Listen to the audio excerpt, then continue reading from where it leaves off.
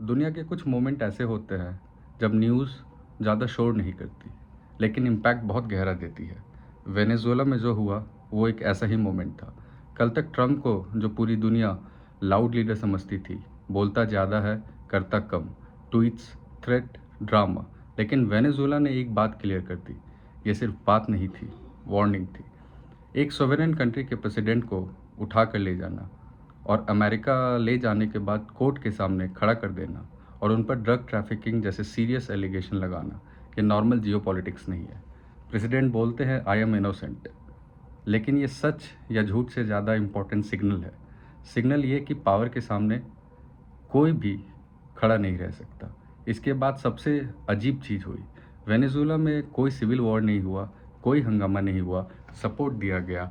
एक पूरा power shift हो जाता है बिना नॉइस के, और यहाँ से दुनिया का मूड बदल जाता है। सब कंट्री ने एक चीज़ सोचा, अगर अमेरिका यहाँ कर सकता है तो कहीं भी कर सकता।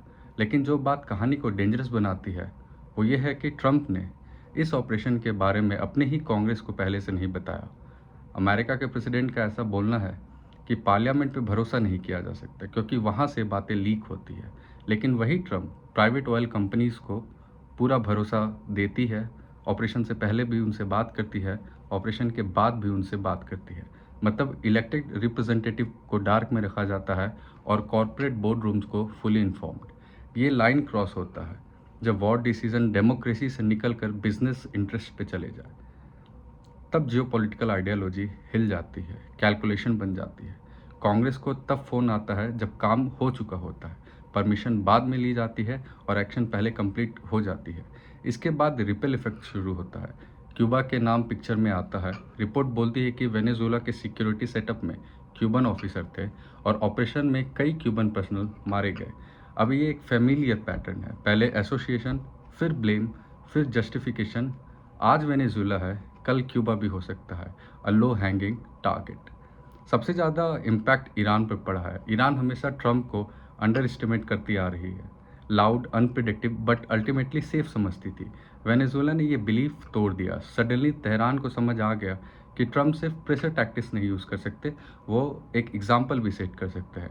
ईरान में ऑलरेडी प्रोटेस्ट चल रहे हैं, लेकिन अब एक और फेयर ऐड हो गया है, एक्सटर्नल एक्शन का।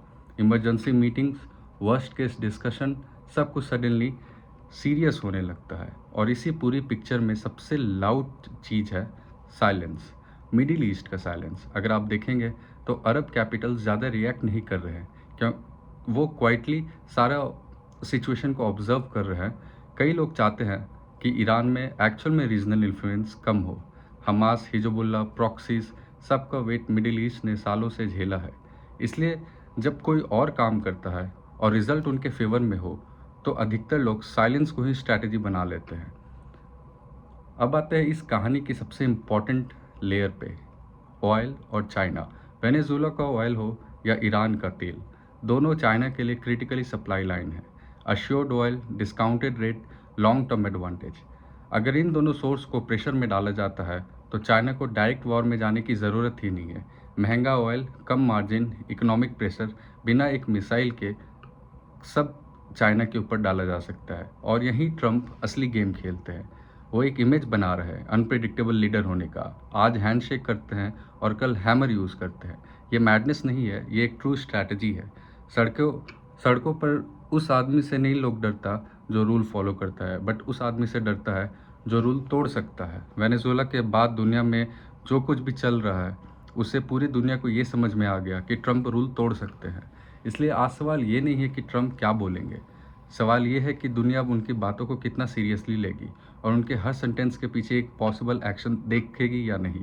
क्योंकि जब थ्रेट एग्जाम्पल बन जाता है तब नॉइज़ नहीं रहता, वार्निंग बन जाती है। और आज के जियोपॉलिटिकल सिनेरियो में यूएस वार्निंग के साथ ही सबको देख रहा है, खामोशी के साथ, टेंशन के साथ और एक सवाल के साथ कि अब अगला कौन। जय हिंद, जय मां भवानी।